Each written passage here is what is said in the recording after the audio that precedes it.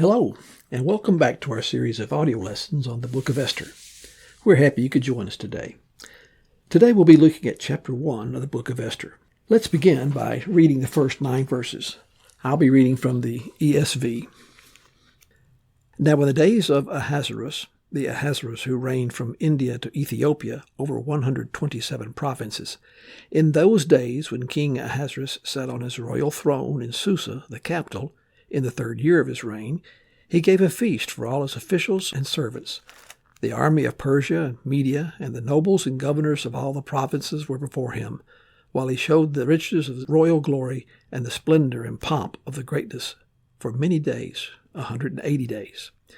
And when these days were completed, the king gave for all the people present in Susa, the citadel, both great and small, a feast lasting 7 days in the court of the garden of the king's palace.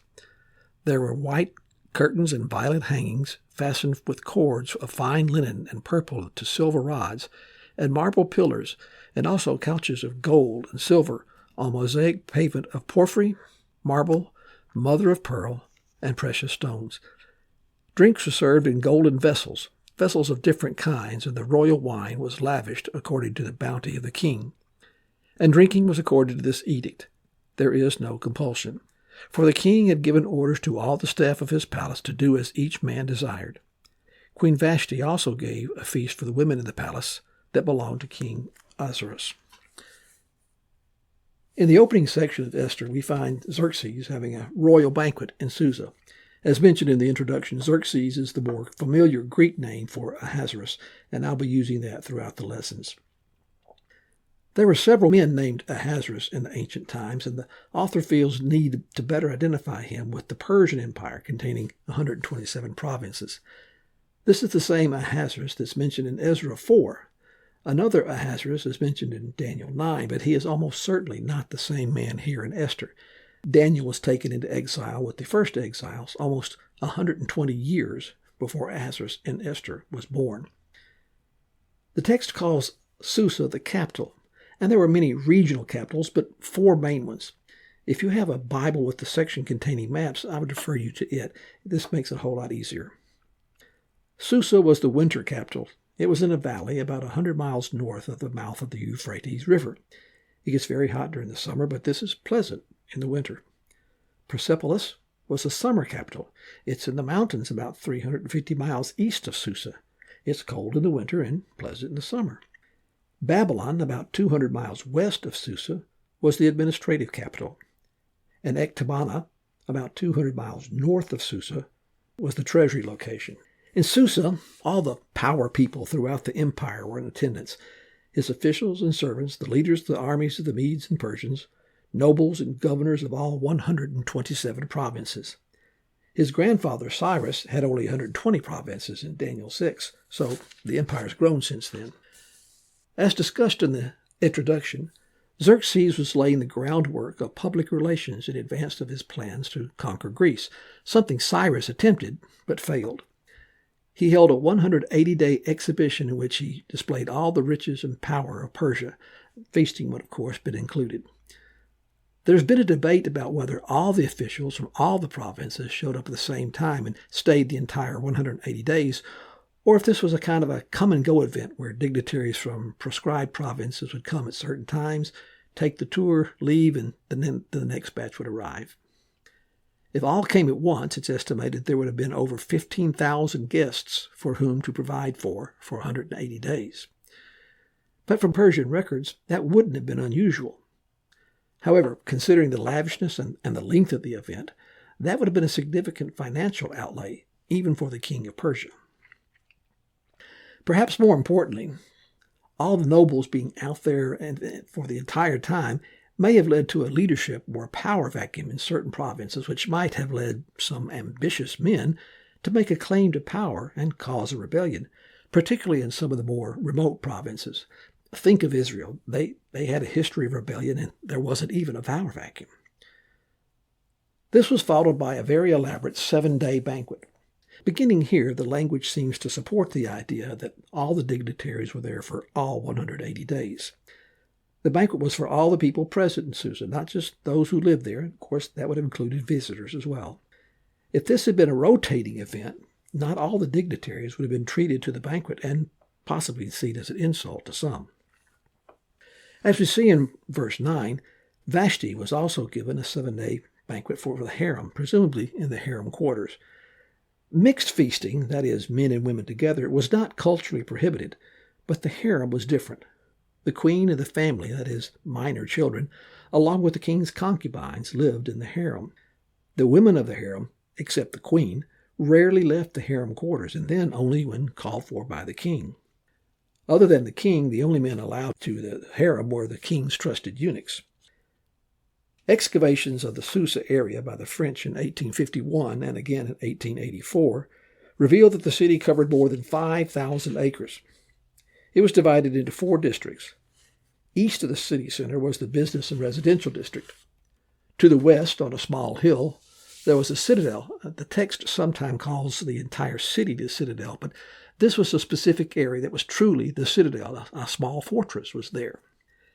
To the northwest was the royal city, containing the palace complex and the royal gardens, about 250 acres. And the areas for future expansion lay to the south and southeast.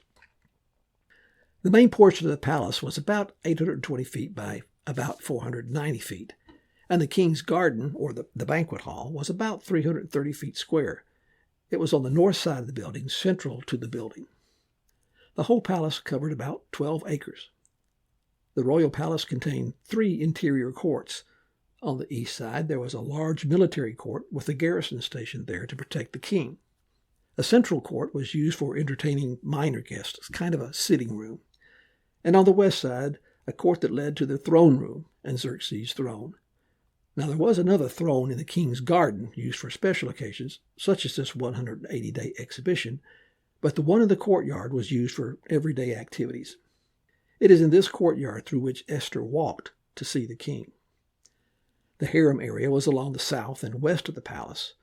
There were apartments for the queen, the king's children, and concubines, and each of these had a private courtyard. There was a gate to the west side through which Mordecai had communications with Esther via Haggai, the eunuch. The king's garden was enclosed by 65-foot-tall marble pillars, which, according to the Midrash is a rabbinical exegesis of the Talmud, those columns had been taken from Solomon's temple by Nebuchadnezzar in 586 BC. White and violet hangings on silver rods connected to pillars served as the enclosure for the king's gardens. Couches on which to recline to eat, much like the Romans, were made of gold and silver, or more likely overlaid with each. Otherwise, they had been so heavy as to be nearly impossible to move. Even the floors were of costly mosaics. It's uncertain exactly what they were. New King James has alabaster, turquoise, and black and white marble. King James has red, blue, white, and black marble. American Standard has red, white, yellow, and black marble. And the New American Standard, the NIV, and the ESV have porphyry, that's a reddish-colored stone, marble, mother of pearl, and precious stones. You get the idea. This was not peel-and-stick linoleum. On the walls of the buildings were beautifully glazed bricks with figures of griffins, lions, bulls, and soldiers in relief. The gardens were not just well-manicured lawns with a few plants. If you've ever been to Asheville, North Carolina, you can visit Biltmore, George Washington Vanderbilt's mansion. It includes extensive gardens, acres of roses, a conservatory, plazas, greenhouses, and water features. Xerxes' gardens were all this and then some. They were patterned after the Hanging Gardens of Babylon, built by Nebuchadnezzar in about 600 BC for his homesick Persian wife, and they included exotic trees and plants, fruit trees, fragrant flowers, an artificial waterfall that fed a stream winding through the park, and caged wild animals. Our word for paradise comes from the same word used for this garden. They drank from goblets of gold, each different from all others. That's not because Xerxes had a mishmash of several different dinner sets cobbled together over time. The text seems to indicate that these were souvenir goblets, and perhaps, as one author suggests, they were engraved with each recipient's name. Again, an indication that perhaps all the dignitaries were present. Royal wine reserved for the king was served. In John 2, verses 1 through 10, Jesus is attending the wedding at Cana. There they served the good wine first and the lesser later, after the guests had drunk freely. Here there was no lesser wine. The drinking was done with no compulsion. Normally at the king's banquet, the participants drank only when the king drank and were expected to drink when the king drank, whether they wanted to or not. If you were getting choked on something, you'd better hope the king needed a drink or you'd need the Heimlich maneuver. On this occasion, each was to drink at his own pleasure, none in moderation or to excess. Today we might call this an open bar. Let's look at verses 10 through 12. On the 7th day, when the heart of the king was merry with wine, he commanded Mehuman, Biztha, Harbona, Bigtha, Ecbatha, Zethar, and Carcass, the 7 eunuchs who served in the presence of King Ahasuerus, to bring Queen Vashti before the king with her royal crown, in order to show the peoples and the princes her beauty, for she was lovely to look at. But Queen Vashti refused to come at the king's command delivered by the eunuchs. At this, the king became enraged, and his anger burned within him. As if all that had gone before was not enough, Xerxes may still have been unsure if he had the backing of the army and the provincial rulers. At the culmination of the 7-day banquet, Xerxes, while merry with wine, decides to play his pièce de résistance, Queen Vashti.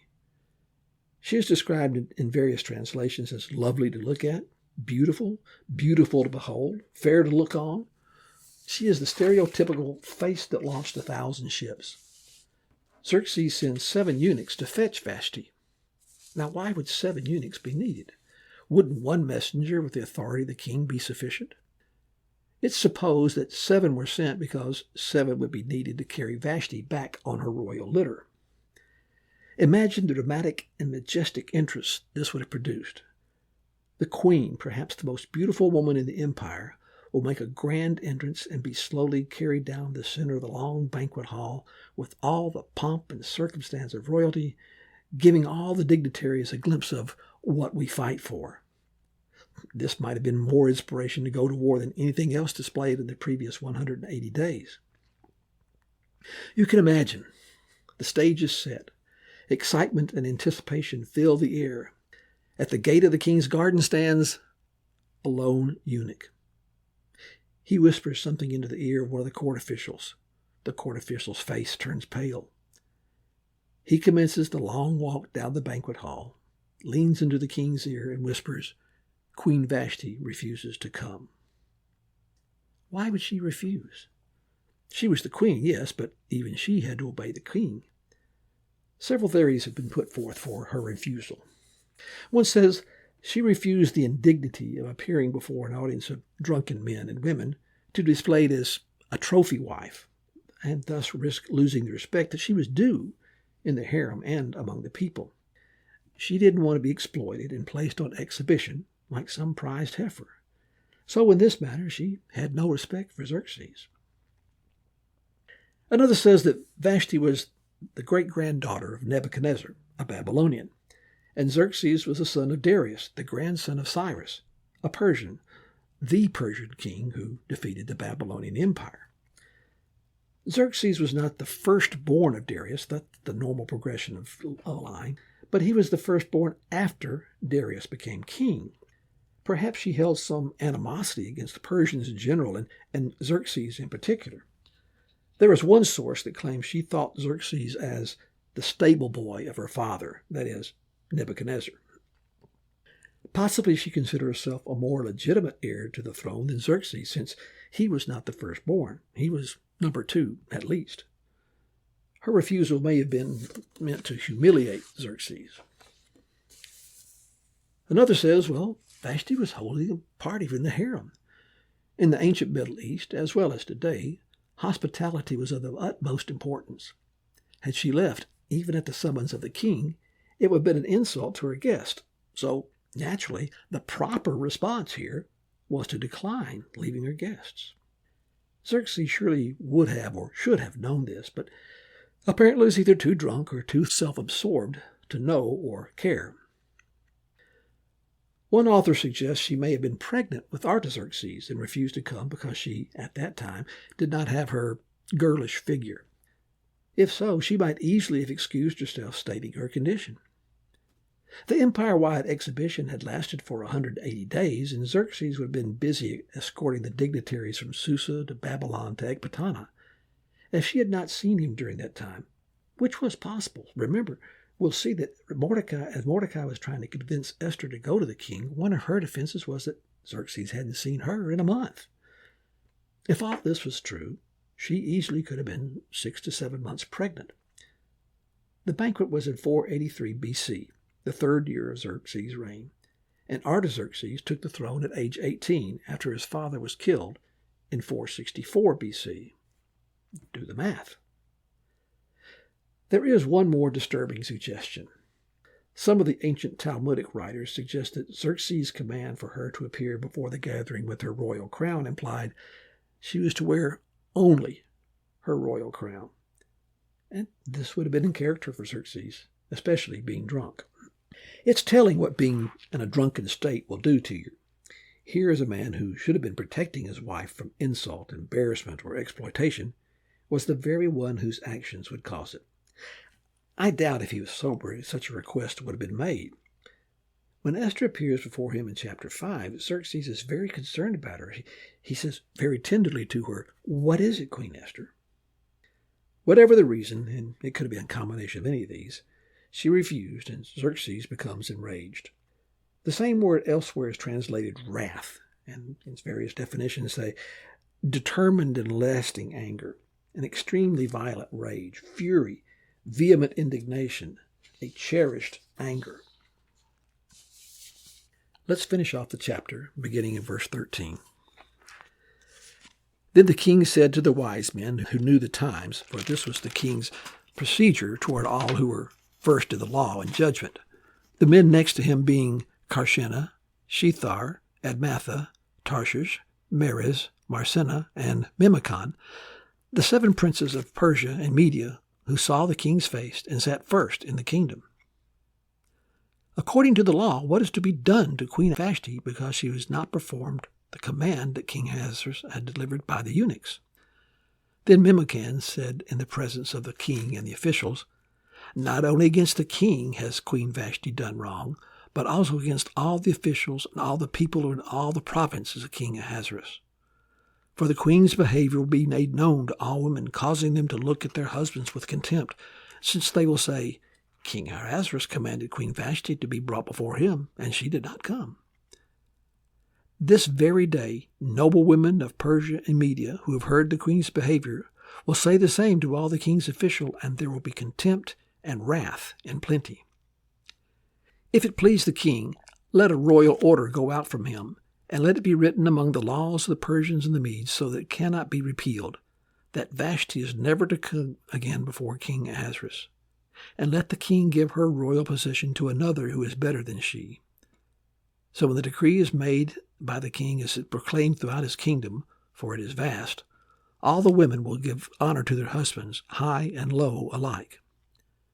This advice pleased the king and the princes, and the king did as Memucan proposed. He sent letters to all the royal provinces, to every province in its own script, and to every people in its own language, that every man be master of his own household, and speaking according to the language of his people. Xerxes turns to his 7 advisors, these are the men who knew the times, to ask what should be done because of Vashti's insubordination. As in other places, times here does not have an astrological reference, but refers to knowing of current events. These would have been the princes of the elite 7 families that in the empire, each serving not only the king, but the interest of their families. They would have lived in Susa, possibly with offices in the palace complex, and been in the king's presence every day. Memucan becomes the spokesman for the group. I get the impression from his answer that there's nothing in the existing law regarding Vashti's action. He doesn't go to the law to quote a statute. Perhaps the situation of a woman disobeying her husband had never come up. Was never thought to be dire enough to warrant a law. Maybe. Or was somewhat commonplace. Possible. Since he is not able to give a statute, he begins to build a case for a new law to be proclaimed by the king. He presents a stunning prosecution of Vashti. Her actions not only wronged the king, but all the nobles present, and for that matter, everyone in the kingdom has been wronged. Her disobedience will become known throughout the empire and might give women everywhere similar ideas of disobedience to their husbands and cause them to have contempt for their husbands. And they would use Vashti as the example. Queen Vashti can do it. Why can't I? In an extremely male-dominant society, this would have put male supremacy at stake. This must be met with swift and harsh judgment. Make an example of her. Banish her. Make another queen who is better than she. And proclaim that all women throughout the empire are to honor their husbands. By law, the queen could only come from one of the 7 elite families to which these advisors belonged. Perhaps they, especially Memucan, since he was the spokesman for the group, maybe they were vying for someone in their family to be made queen as an opportunity to exert greater influence over Xerxes. Xerxes agrees, and it's codified in the law of the Medes and Persians, which cannot be altered. We see this same comment in Daniel 6 when Darius was tricked into a proclamation that eventually led to Daniel going to the lion's den. And we'll see this quality of the law play a significant part later in Esther. This entire scene is consistent with what we know of the Persians in general and Xerxes in particular. The Greek historian Herodotus wrote that the Persians would deliberate about the gravest matters when they were drunk, and what they had approved in their councils is proposed to them the next day by the master of the house where they deliberate, when they are now sober, and if being sober they approve of it, they act thereon, but if not, they cast it aside. Now that sounds like pretty good advice to me. Review it when sober, proceed if it sounds good. If not, well, that gives you a chance to slap your head and say, what were we thinking? And Herodotus adds, and when they have taken counsel about a matter when sober, they decide upon it when they're drunk. Some have speculated that because the compulsion rule for drinking had been waived, that Xerxes was drunk and his advisors had not imbibed as much, or at all, leaving them with a clearer mind. They would have had their wits about them and could, by presenting an extreme case against Vashti, convince an angry and drunk Xerxes to do that which, if in control, he never would have done. They bypassed this cooling off period and went straight to put it in the law phase. The proclamation was sent out to all the provinces in their own language. The last phrase, that every man be master of his own household and speak according to the language of his people. The idea of speaking through the language of his people means that if there was a bilingual household, say a man from Thrace in the far west and a woman from Egypt, Thracian must be spoken in the home. The wife must learn Thracian and was not allowed to speak Egyptian. This is to show the husband's dominance over the wife. While Vashti's name does not appear in the ancient Persian texts, the name Amestris does. She is described as a queen of Xerxes. Many historians believe Vashti is another name for Amestris. Vashti means beauty or goddess, and could have been a nickname for Amestris, possibly, considering her vanity, one given to herself by herself. If Vashti is Amestris, the advisors would have had more reasons than her disobedience to get rid of her. History tells us that she wielded significant influence over Xerxes. She was despotic and frequently at odds with the council as to what should be done in any situation, often convincing Xerxes to go against their advice, thus reducing their power and influence over him. Getting rid of her and replacing her with someone better than she, meaning what? Obedient, more agreeable to the advisors, that would have been a great benefit to them. This may be why they insisted the law be codified so it could not be altered. If Vashti eventually found favor with Xerxes, which seems to be the case in chapter 2, the advisors, especially Memucan, since he put forth the proposal, would be in serious trouble. Vashti probably would have had them executed and new advisors chosen who would be better than these. Secular history tells us that she eventually came back to court as Queen Mother to Artaxerxes. The edict is dripping with irony. It forbids Vashti from ever coming before the king again. She didn't want to be there anyway. It only reinforced her wish. It decreed that the husband was to take charge of his household, something which was already the rule in Middle Eastern society. Xerxes decreed all women to respect their husbands, something Xerxes didn't get from Vashti. Further, that women respect their husband was commanded. And we all know respect has to be earned. It can't be commanded. One author wrote, "For if a man has to command a woman to respect him, then whatever respect is so rendered loses its meaning. Those who can gain respect and obedience only by holding enough power to command it live with the constant anxiety of losing it." This decree did, however, have one positive. It prepares the way for, yes, a queen better than she, Esther, and a better role model of mutual respect between Mordecai and Esther. Well, that will do it for chapter 1. In the next lesson, we'll look at chapter 2. Until then, may God bless you.